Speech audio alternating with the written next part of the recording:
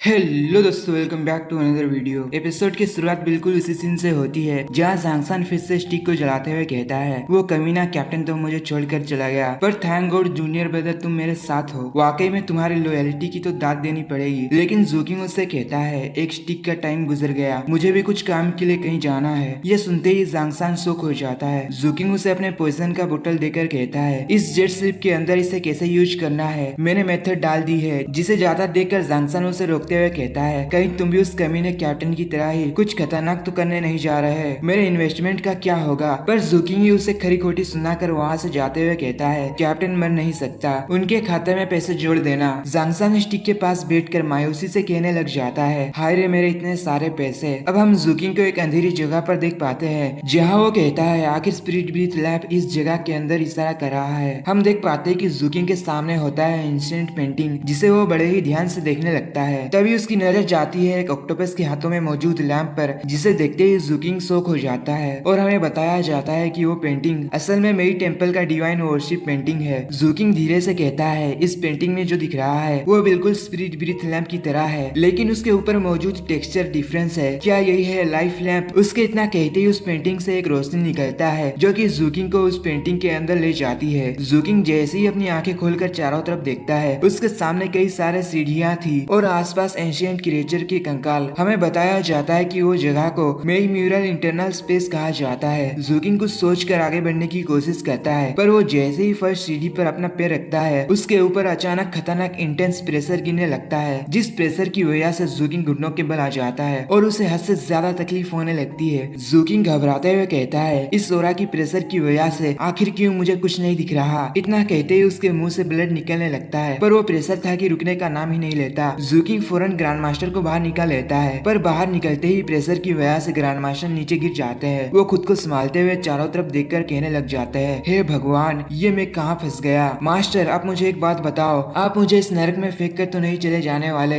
मेरे ancient records के मुताबिक बहुत से ऐसे कैरेक्टर हैं जो बिल्कुल ऐसा ही करते हैं। मगर जूकिंग उनकी बकवास सुनकर सवाल करता है, चलो मुझे ये बताओ कि आखिर इस सीढ़ियों के एंड में क्या है? जो सुनने के बाद ग्रैंड मास्टर अपने फाउंडेशन लेवल के पावर के साथ आगे क्या है देखने लगते हैं, जहाँ एंड में मौजूद था वही पेंटिंग वाला डिवाइन स्टेचू। ग्रैंड मास्टर कहते हैं, मास्टर इस अल्टर के एंड में 3 स्टैचू है, जिनमें से एक बैठा है और बाकी के 2 नील किए हुए हैं, जिनमें से एक है क्राउन पहना हुआ मरमेड क्लैन का एल्डर। पर ग्रैंड मास्टर अपनी आंखों को खुजलाते हुए अपनी पूरी जान से आगे देखते हुए कहते हैं, तीसरा है एक जाइंट जिसके पास में 9 हेडेड स्नेक ने उसके पूरे बॉडी को कवर किया है। जो सुनकर जूकिंग कहता है, बिल्कुल उसी पेंटिंग की तरह। लेकिन जूकिंग ग्रैंड मास्टर को और भी आगे देखने के लिए कहता है। जो सुनते ही ग्रैंड मास्टर घबराते हुए कहते हैं, मास्टर प्लीज मेरी जान बख्श दो, अगर मैं और आगे तक देखूंगा तो मेरी आंखें चली जाएगी और मैं अंधा हो जाऊंगा। जैसे ही जूकिंग उन्हें घूरता है, ग्रैंड मास्टर अपनी बात बदलते हुए कहते हैं, मास्टर मैं अंधा भी हो जाऊं फिर भी मैं आपके लिए सारे रास्ते प्रकाशित कर दूंगा। इतना कहकर ग्रैंड मास्टर अपने चमकती हुई आंखों से और भी आगे देखने की कोशिश करते हैं, जहाँ वो देख पाते हैं कि उस जाइंट ने एक ब्लैक अम्ब्रेला पकड़ा हुआ था, जिसके बारे में बताते हुए ग्रैंड मास्टर कहने लग जाते हैं, मास्टर मैं जो सोच रहा हूँ ये वही लेजेंडरी आर्टिफैक्ट तो नहीं? जो सुनकर जूकिंग उन्हें गाइड करने के लिए कहता है ताकि वो आगे जा पाए। ये सुनते ही ग्रैंड मास्टर टेंशन के मारे कहने लग जाते हैं, मास्टर क्या आपको पता भी है यहाँ से और ऊपर कितना टेरिफाइंग स्ट्रॉन्ग प्रेशर पड़ने वाला है? क्या आप चाहते हो कि मैं आपके साथ ही मारा जाऊं? जो सुनकर जूकिंग गुस्से में कहता है, अगर तुमने आगे कुछ कहा ना मैं तुम्हें सबसे पहले जान से मार दूंगा। ये सुनकर ग्रैंड मास्टर अपने गले को पकड़ लेते हैं, फिर अपने पास से कुछ निकाल कर अपने आंखों में लगा लेते हैं ताकि वो चाहकर भी अपनी आंखों को ना बंद कर सके। और वो हंसते हुए कहने लग जाते हैं, मास्टर आप कहो और मैं ना करूँ? ना बाबा ना, ऐसा कैसे हो सकता है? चलिए मास्टर इस तरफ प्लीज। जूकिंग जैसे ही आगे बढ़ता है, ग्रैंड मास्टर मायूस होकर कहते हैं, आगे कुआं है और पीछे खाई, आखिर में जाऊं तो जाऊं कहां? इस डीमन जूकिंग के हाथों मरने से बेहतर है कि मैं इस प्रेशर के नीचे दबकर मर जाऊं। जूकिंग जैसे ही अपना दूसरा कदम आगे बढ़ाता है, उसके ऊपर पहले से भी 10 गुना ज्यादा प्रेशर गिरने लगता है। इवन के उसके कपड़े फटकर उसके हाथ में क्रैक्स पड़ने लगते हैं, मगर ये क्रैक्स आगे फैले उससे पहले ही जूकिंग का पर्पल क्रिस्टल एक्टिवेट हो जाता है, जो कि फुल स्पीड के साथ जूकिंग को हिल करने की कोशिश करता है। हम देख पाते हैं कि उसके क्रैक्स भले ही रिकवर हो गए हो, मगर उस पर बेहद इंटेंस प्रेशर गिरने लगता है। हमारा जूकिंग हार नहीं मानते हुए अपना तीसरा कदम बढ़ाता है और इस बार आने वाला प्रेशर डायरेक्ट डिवाइन स्टेचू की ओर से था। ग्रैंड मास्टर खुद को संभालते हुए जूकिंग से कहते हैं, मास्टर बस कुछ ही आगे पर ट्रायल का सेकंड सिलेक्शन है। पर जूकिंग उनकी बात सुने बिना ही अपना अगला कदम आगे बढ़ाता है और पीछे से ग्रैंड मास्टर की आवाज सुनाई देती है कि इस पे लगने वाला प्रेशर पहले से भी ज्यादा कई गुना खतरनाक होने वाला है। उनके इतना कहते ही नीचे से कुछ हाथ निकलकर जूकिंग के पैरों को जकड़ लेते हैं। जूकिंग जूकिंग पर मुसीबत पहले से थोड़ी न कम था कि जो ये और भी मुश्किल बढ़ाने के लिए आ गए। ग्रैंड मास्टर जूकिंग को केयरफुल रहने के लिए कहकर आगे जाने की कोशिश करते हैं, लेकिन इसी बीच जूकिंग को आ गया था गुस्सा। वो अपने सी माउंटेन आर्ट की फुल पोटेंशियल को एक्टिवेट कर देता है, जो करने के बाद वो आसानी के साथ उस प्रेशर को हैंडल कर लेता है और फिर से अगला कदम बढ़ाता है। ग्रैंड मास्टर चिल्लाते हुए कहते हैं, मास्टर अगर आप कुछ और कदम जाए तो मेरी सोल तक डिस्ट्रॉय हो जाएगी। मगर जूकिंग अपने घोंसले शैडो को बाहर बुलाकर कहता है, तुम्हें लैम्प से बेहद नफरत है ना, चलो उसे मेरे लिए लाओ। हम देख पाते हैं कि घोंसले शैडो सभी प्रेशर को चीरते हुए आगे बढ़ने लगता है, पर बिल्कुल स्टैचू के पास पहुंचते ही वो भी अपने लिमिट पर पहुंच जाता है और अपने शैडो से बाहर निकलते हुए घोंसले शैडो उस लैम्प की ओर अपना हाथ बढ़ाता है। जूकिंग अपने मन में कहता है, मेरे ऊपर लगने वाला प्रेशर इंक्रीज नहीं हो रहा है, मेरे हर एक कदम के साथ घोंसले शैडो आगे बढ़ सकता है। ये सोचकर जूकिंग आगे जाकर कहता है, मुझे अपने घोंसले शैडो पर और भी ज्यादा कंट्रोल करना चाहिए। ये सब देखकर ग्रैंड मास्टर कहने लग जाते हैं, हे भगवान, ये जूकिंग डीमन के पास आखिर ये क्या चीज है जो कि इतने खतरनाक प्रेशर को भी झेल पा रहा है। ये सुनकर जूकिंग कहता है, ये तुमसे भी ज्यादा मेरे लिए यूजफुल है। इतना कहकर जूकिंग ग्रैंड मास्टर को अपने आयरन स्पाइक के अंदर वापस भेज देता है और 3 हाई लेवल तलिस्मान निकाल कर खुद के सामने एक पावरफुल प्रोटेक्टिव शील्ड बना लेता है। घोंसले शैडो को स्ट्रगल करता देखकर जूकिंग गुस्से में कहता है, तुम भी इस कमीने बूढ़ों की तरह ही बनते जा रहे हो। मैं तुम्हें उस बूढ़ों से भी ज्यादा टॉर्चर करूंगा जब तक तुम मर न जाओ। इतना सुनकर घोंसले शैडो घबराते हुए तेजी से आगे बढ़ने लगता है। जैसे ही जूकिंग अपना अगला कदम बढ़ाता है, घोंसले शैडो फुल रफ्तार के साथ आगे जाकर उस जायंट के स्टैचू के पास पहुंच गया था। इवन के घोंसले शैडो रुकता नहीं, वो उस ब्लैक अम्ब्रेला तक पहुंच जाता है, मगर अल्टीमेट प्रेशर की वजह से घोंसले शैडो उस अम्ब्रेला तक नहीं पहुंच पा रहा था। जूकिंग जोर से कहता है, मैंने तो अभी तक अपना बेस्ट दिया ही नहीं, अगर यही मेरी जिंदगी का एंड है तो मैं ये कदम भी उठाने के लिए तैयार हूँ। इतना कहकर जूकिंग अपने धर्मवेसल को समन करते हुए उसके ऊपर एक प्रोटेक्टिव शील्ड बना लेता है ताकि उसके ऊपर डायरेक्टली प्रेशर न पड़े। हम देख पाते हैं कि जूकिंग का ये तरीका काम कर लेता है और जूकी अपने धर्मवेसल के फुल स्पीड को बूस्ट कर लेता है। दूसरी ओर घोंसले शैडो भी स्ट्रगल कर रहा था, लेकिन तब तक बेहद खतरनाक एनर्जी प्रेशर जूकिंग के धर्मवेसल के ऊपर गिरने लगता है और इसी के साथ जूकिंग के बॉडी में फिर से क्रैक पड़ने लगता है, लेकिन इसके बावजूद वो अपनी पूरी जान लगा देता है। इवन की घोंसले शैडो भी स्ट्रगल कर रहा था, पर अल्टीमेटली प्रेशर की वजह से जूकिंग का एक पैर तक टूट जाता है। इवन के अब धर्मवेसल के पार्ट्स में भी धीरे धीरे दरारें पड़ने लगती है। हम देख पाते हैं कि जूकिंग का वो हाथ तक चकनाचूर होकर हड्डियां दिखने लगती है, लेकिन पर्पल क्रिस्टल फिर से उसका हाथ रिजेनरेट कर देता है। जूकिंग गुस्से में कहता है, मैं यह हार नहीं मान सकता, इसके लिए मुझे कुछ भी दाव पर लगाना पड़े मैं लगाऊंगा। इतना कहकर वो अपने फुल पोटेंशियल के साथ आगे बढ़ने की कोशिश करता है और फाइनली इतने मुश्किल मुशक्कत के बाद घोंसले शैडो उस अम्ब्रेला को टच कर लेता है, जिसकी वजह से ऊपर पड़ने वाला प्रेशर हट जाता है। मगर जूकिंग रिलैक्स फील कर पाता तब तक वहाँ अपीयर होने लगता है 9 डिवाइन ब्लैक स्नेक की प्रोजेक्शन। उसके पास से आने वाले टेरिफाइंग ऑरा को महसूस करते ही जूकिंग को मानो जैसे एक सदमा लग गया हो। उस प्रेशर की वजह से जूकिंग का प्रोटेक्शन शील्ड एक लम्बे में ही तबाह हो जाती है। इवन की धर्मवेसल तक पीछे हटने लगता है। हम देख पाते हैं कि फाइनली जूकिंग उस पेंटिंग से बाहर फेंका जाता है और उसके धर्मवेसल की हालत पूरी तरह से खराब हो जाती है। हम देख पाते हैं कि उस प्रेशर की वजह से जूकिंग का हाथ और पैर टूट चुका था, मगर वो खुद को संभालते हुए खड़े होने की कोशिश करता है, पर वो ये नहीं कर पाता। लेकिन जूकिंग के अंदर मौजूद पर्पल क्रिस्टल उसके सारी इंजरीज को हील करने के साथ उसके हड्डियों को भी सही करने लगता है। जूकिंग चारों ओर पॉइजन फैलाते हुए कहता है, मैं यहाँ मर नहीं सकता।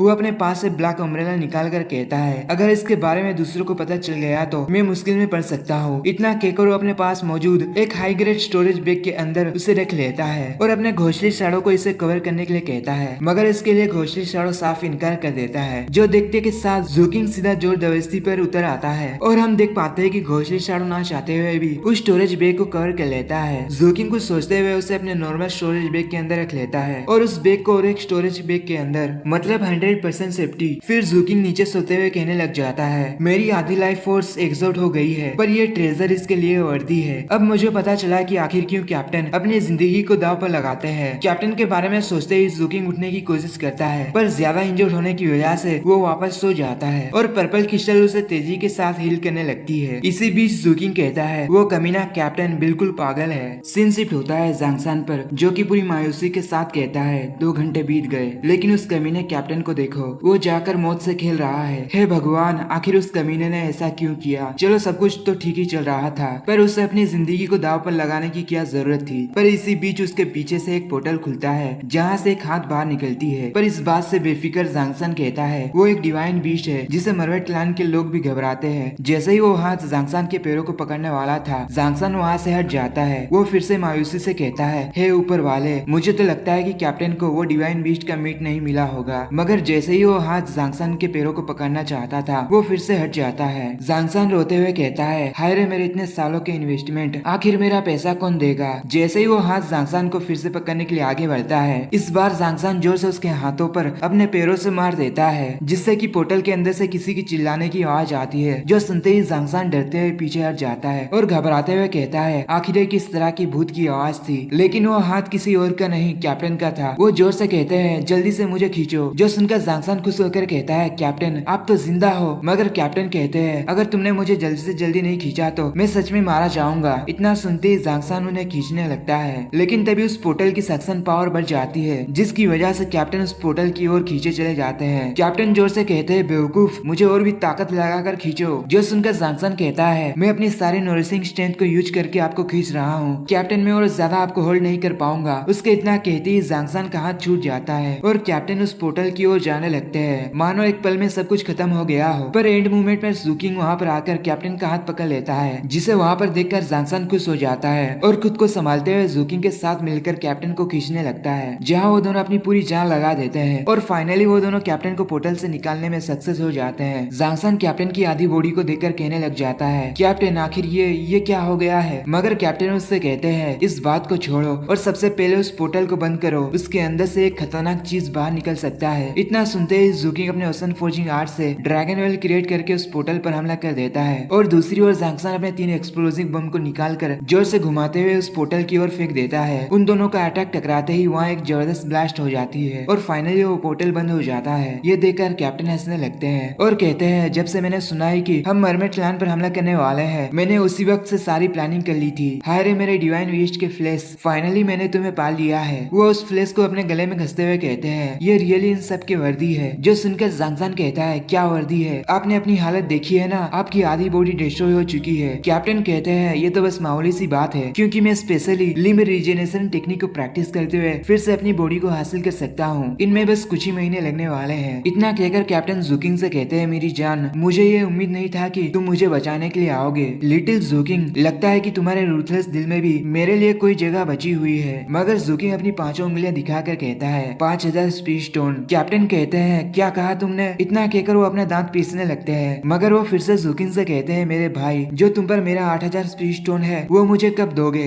ये सुनकर जूकिंग गुस्से में अपने किलिंग लिस्ट में कुछ लिखने लगता है। जांगसान उनसे कहता है, मेरे भाइयों, तुम दोनों फिलहाल मौत के दरवाजे से जिंदा बचकर आए हो, फिर भी मुझे लगता है कि मुझे एक के बजाय 2 कॉफिन प्रिपेयर कर लेनी चाहिए। जो सुनकर कैप्टन अपने पास से 2 एप्पल निकालकर जूकिंग और जांगसान को दे देते हैं, जिसे लेते हुए जांगसान कहता है, कैप्टन आखिर आप इन्हें कहाँ से निकालते हो। मगर कैप्टन जूकिंग को थैंक्स कहते हैं और वो तीनों एक साथ एप्पल खाते हैं। कैप्टन अपने खाए हुए एप्पल को ऊपर उछालकर कहते हैं, चलो हम सेलिब्रेशन करते हैं, क्योंकि हमने इस बार डिजास्टर से सर्वाइव कर लिया है। लेकिन जांगसान कैप्टन का मुंह बंद करते हुए कहता है, कैप्टन आप फिलहाल डरावनी बातें मत करो तो अच्छा है। मगर कैप्टन कहते हैं, अगर ऊपर कुछ इंसिडेंट नहीं हुआ तो हम जल्दी से ही वापस घर चले जाएंगे। लेकिन इतने में ही वहाँ तेज हलचल होने लगती है, जो देखकर जांगसान कहता है, मैंने कहा था ना कैप्टन आप डरावनी बातें मत करो। इतने में ही जांगसान का पेल गिर जाता है। हम देख पाते हैं कि चारों तरफ जमीन के साथ सामने मौजूद गेट भी टूटने लगता है और कर्पस पॉइजन चारों तरफ फैलते हुए मौजूदा मरे हुए सी कर्पस के कल्टीवेटर को फिर से जिंदा कर देता है। ये सब देखकर जांगसान घबराते हुए कहता है, हे भगवान, कर्पस पॉइजन की वजह से ये लोग फिर से जिंदा हो गए। लगता है कि दुश्मन के साथ साथ खुद भी मिट जाने का मरमेड क्लैन का इरादा है। इतने में ही वो सब उन पर हमला कर देते हैं, मगर जूकिंग अपना डैगर लेकर फुल स्पीड के साथ सामने वाले को एक ही स्ट्राइक में खत्म कर देता है। ये सब देखकर जांगसान वहाँ से भागने की कोशिश करता है, पर पीछे से कैप्टन कहते हैं, मेरे भाई मुझे तो अपने साथ पहले उठा लो। जो सुनकर जांगसान उन्हें अपने कंधों पर उठाते हुए जूकिंग से कहता है, मेरे भाई पहले हमें इस अंडर वाटर वर्ल्ड से जल्दी निकलना होगा। हम देख पाते हैं कि वो सभी कर्पस उनके पीछे हाथ धोकर पड़ जाते हैं। जैसे ही जांगसान के नजदीक एक कर्पस आता है, वो फौरन नीचे झुक जाता है और साइड से जूकिंग अपना डैगर थ्रो करते हुए उस कर्पस को उन दोनों से दूर कर देता है। जो देखकर जांगसान कहता है, तुम तो औसम हो मेरे भाई। इतना कहकर वो फिर से भागने लगते हैं। हम देख पाते हैं कि जूकिंग के हमले की वजह से वो कर्पस सीधा गेट से टकरा जाता है और वो गेट डिस्ट्रॉय हो जाती है। फाइनली वो दोनों वहाँ से भागने लगते हैं। अब हम बाहर की हालत देख पाते हैं, जहाँ एंसेस्टर गुस्से में कहता है, जिंगाई तुम वाकई में हमें पूरी तरह से खत्म करना चाहते हो तो मैं तुम्हें बता दूं, तुम भी इस जगह से बाहर नहीं जा पाओगे। जो सुनकर मास्टर जिंगाई कहते हैं, ओ क्या रियली,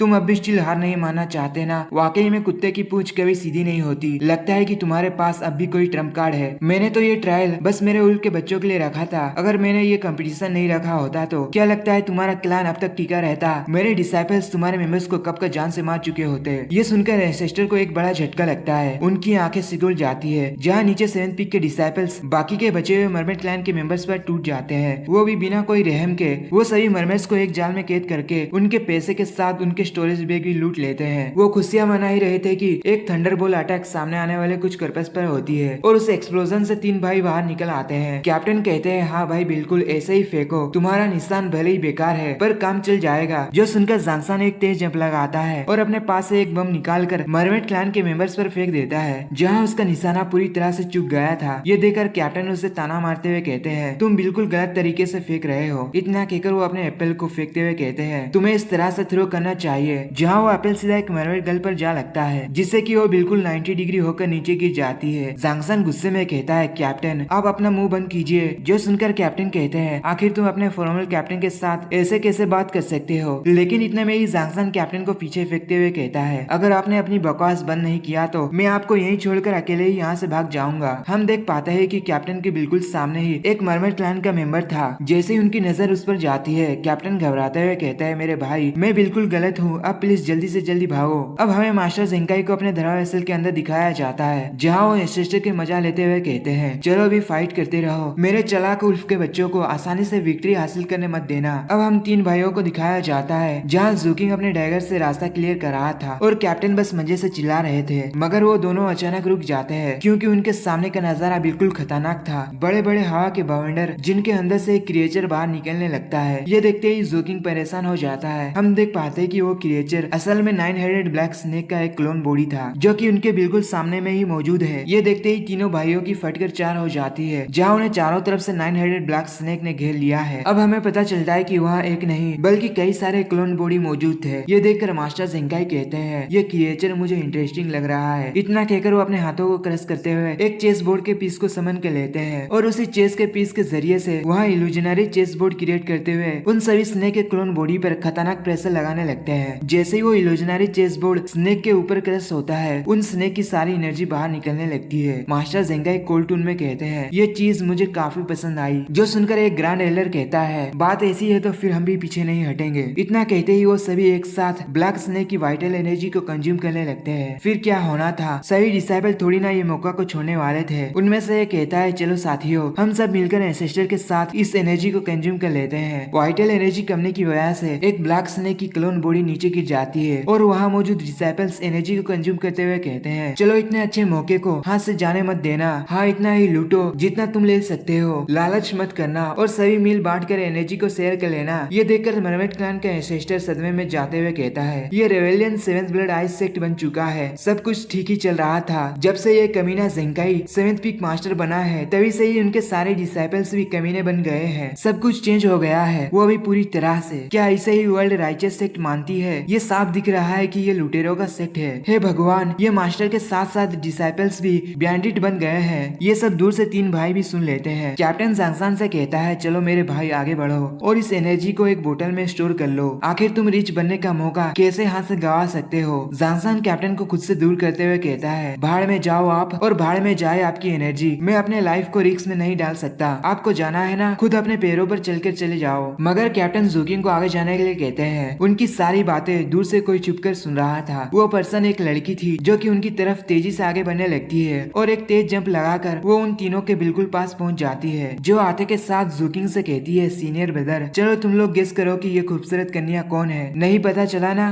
पर कोई ना, मैं बता देता हूँ। ये है हमारी व्हाइट स्नेक लिंगर। जिन दोनों के बीच इतना प्यार देखकर कैप्टन ज़ांगसान को इस तरह से कहते हैं, देखो भाई ये इसकी बंदी है। लिंगर ज़ूकिंग को खुद से इंट्रोड्यूस करते हुए कहती है, मैं हूँ लिंगर इंटेलिजेंट डिवीजन से। मैंने खास ये स्नेक का पीस आपके लिए हासिल किया है। मैं इसे आपको देना चाहती हूँ, बस एक सवाल के जवाब के बदले। इतना कहकर लिंगर उस स्नेक के मीट को ज़ूकिंग की ओर फेंक देती है। उनका प्यार देखते ही कैप्टन मजा का लुफ्त उठाने के लिए ज़ांगसान को एक कटा हुआ तरबूज दे देते हैं और खुद एक निकाल कर दोनों एक साथ खाने लगते हैं। लिंगर ज़ूकिंग के करीब जाने लगती है, पर हमारा ज़ूकिंग घबराते हुए पीछे हटने लगता है। लेकिन लिंगर उसे सवाल करती है, सीनियर ब्रदर क्या आपको स्नेक्स पसंद है या आपको स्नेक का मीट खाना पसंद है? जिसके जवाब में ज़ूकिंग कहता है, मुझे स्नेक का मीट खाना पसंद है। ये सुनकर लिंगर खुश होकर कहती है, अच्छा तो वाकई में आपको स्नेक्स पसंद है। इतना कहकर वो थोड़ी शर्मा जाती है और फिर वहाँ से फुदक फुदक कर जाने लगती है। जिसे जाता देखकर ज़ूकिंग उस मीट को, जो कि असल में एक बोतल के अंदर था, उसे देखने लगता है। ज़ांगसान जांगसन उसे देखकर खुशियां मना पाता उससे पहले ही कैप्टन उसे साइड हटाकर कहते हैं वाओ ये तो काफी कीमती है। इतना कहकर वो लिंगर को आवाज लगाते हुए कहते हैं जूनियर सिस्टर मैं भी आपसे एक सवाल पूछना चाहता हूँ। नहीं नहीं 3 नहीं 10 कैसा रहेगा। मगर लिंगर उन्हें इग्नोर करके वहाँ से चली जाती है। ये देखकर कैप्टन जांगसन के पास जाकर कहते हैं चलो मुझे एक बात बताओ आखिर क्यों मतलब क्यों 10 सवाल। मेरे 10 सवाल जूकिंग के एक सवाल के आगे कुछ भी वैल्यू नहीं रखता।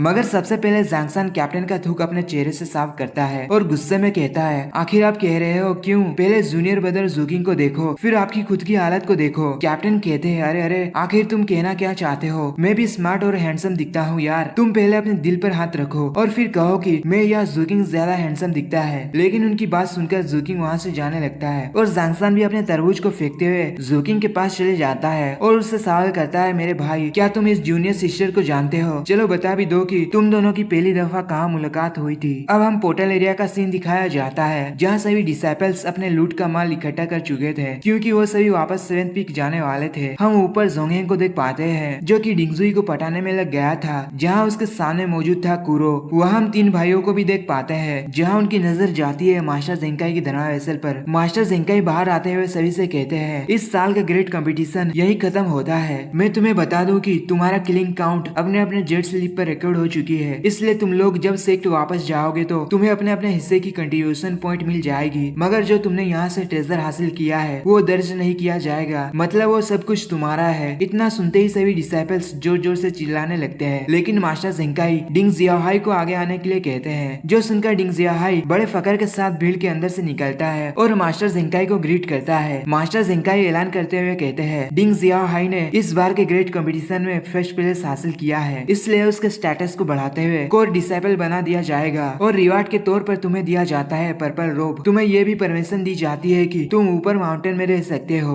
जो सुनकर डिंग जियाहाई मास्टर का शुक्रिया अदा करता है मगर उसे चारों तरफ से डिसाइपल घेर कर कांग्रेचुलेशन कहने लगते हैं और कैप्टन भी जोर से कहते हैं कांग्रेचुलेशन सीनियर ब्रदर। फिर वो जांगसन से कहते हैं डिंग जियाहाई एक अच्छा पर्सन है उसने सिर्फ किलिंग पर ही फोकस किया इसी वजह से हम और भी रिसोर्सेज हासिल कर पाए हैं। अगर 7 ब्लड आइस के सभी डिसाइपल सीनियर ब्रदर डिंग जियाहाई की तरह बन जाते हैं तो तुम्हें नहीं लगता कि हमें अमीर होने से कोई भी नहीं रोक सकता। लेकिन तभी जेंकाई आगे बढ़ते हुए कहते हैं हमें फैसला किया है कि हमारा सेक्ट और भी डिसाइपल को कल्टीवेशन एडवांसिंग में सपोर्ट करेगा। लेकिन सबसे पहले हम कांग्रेचुलेशन कहना चाहते हैं जिन्होंने फिलहाल फाउंडेशन लेवल पर ब्रेक थ्रू कर लिया है। अब आगे जाने की बारी तुम लोगों की है। चलो मुझे दिखा दो कि तुम भी फाउंडेशन लेवल पर ब्रेक थ्रू कर सकते हो। इतना कहकर वो अपने पर्पल रो वाले डिसाइपल को आगे जाने का ऑर्डर देते हैं। उनके आगे जाते ही पूरा आसमान जगमग करने लगता है जैसे कि टूटा हुआ सितारा ऊपर से गिर रहा हो। कैप्टन अपने एप्पल को खाते हुए कहते हैं इस बार 7th पीक ने ग्रेट विक्ट्री हासिल किया है। बस एक तीर से उन्होंने कई सारे ईगल को मार गिराया। पहला ईगल है मरवेट क्लान जो कि पूरी तरह से बर्बाद हो चुका है और उन्हें अब काफी कैजुअलिटीज को सफर करना पड़ रहा है। इससे हमें सीख मिलता है कि हमेशा स्ट्रॉन्ग लोग वीक पर राज करते हैं। देखो जो कल तक वेल्दी और अमीर था वो अब भिखारी बन चुका है। लिटिल जूकिंग चलो आगे तुम बताओ। जो सुनकर जूकिंग कहता है मरवेट क्लान तो बस एक चारा था उसे इस्तेमाल किया गया है ताकि सी कर्पस के कल्टीवेटर को सामने लाया जा सके। और सबसे बड़ी बात ओल्ड एंसेस्टर के ब्रेक थ्रू करने के बाद उन्हें काफी भूख लगी थी इसके जरिए उनकी भूख को मिटाया गया है। और तीसरा है इसके जरिए 7th ब्लड आइस का नाम चारों तरफ फैल सकता है। जो सुनकर कैप्टन कहते हैं मेरी जान तुमने बिल्कुल परफेक्ट कहा है। यही है 3 ईगल मगर यहाँ चौथा ईगल भी है। मरमेड क्लान बिल्कुल 7th ब्लड आइस और सी कर्पस के बीच में ही मौजूद है। एक बार इस जगह को हासिल कर लिया जाए उसके बाद सी कर्पस को टारगेट में लाना एकदम आसान हो जाएगा। मैंने कंक्लूजन लगाया है कि हमारा सेक्ट बहुत जल्द सी कर्पस के साथ एक जंग लड़ने वाला है। जैसे ही मास्टर जेंकाई के धनवा वेसल से एक बीम निकलकर समुद्र में हिट होता है वहाँ फिर से खुलने लगता है 7th ब्लड आइस का ग्रेट टेलीपोर्टेशन अरे। लेकिन तभी सभी डिसाइपल की नजर जाती है ऊपर आसमान में मौजूद धनवा वेसल पर जिनके ऊपर एक सेरेमोनी चल रहा था जो कि असल में उन डिसाइपल के लिए था जिन्होंने मरमेड क्लैन को प्रोटेक्ट करते हुए अपनी जान दी। उन्हें रेस्पेक्ट शो करने के लिए और उनके आत्मा की शांति के लिए सभी लोग सेरेमनी को स्टार्ट कर देते हैं। ये देखकर जूकिंग हैरानी से कहता है ये तो बोन टावर के रिमेनिंग पीसेस है। और ये सब देखकर जूकिंग का दिल भर आता है और वो भी बाकी डिसाइपल की तरह ही उनके आत्मा के शांति के लिए प्रे करने लगता है। ये सीन वाकई में इमोशनल कर देने वाला था। तभी कैप्टन जूकिंग के कंधों पर अपना हाथ रखते हुए कहते हैं चलो अब घर जाने का टाइम आ गया। ये सब सुनकर जूकिंग के दिल को एक पल के लिए राहत मिलती है और वो भी 7th पीक की ओर रवाना हो जाता है। सीन शिफ्ट होता है बूढ़ो के रेस्टोरेंट पर जहाँ बूढ़ो गुस्से में कहता है क्या तुमने ट्रांसफॉर्मेशन पिल चुरा कर खा ली वो भी बस कंपटीशन में हिस्सा लेने के लिए ताकि तुम दोबारा उस चोर जूकिंग से मिल सको। बेवकूफ लड़की उसने कहा उसे स्नेक के मीट खाना पसंद है, क्या इसका मतलब ये नहीं कि वो तुम्हें भी मार कर खा सकता है। जो सुनकर लिंगर थोड़ी मायूस हो जाती है और इसी के साथ आज का हमारा एपिसोड यहीं पर एंड हो जाता है। Thank you for watching, bye bye, take care.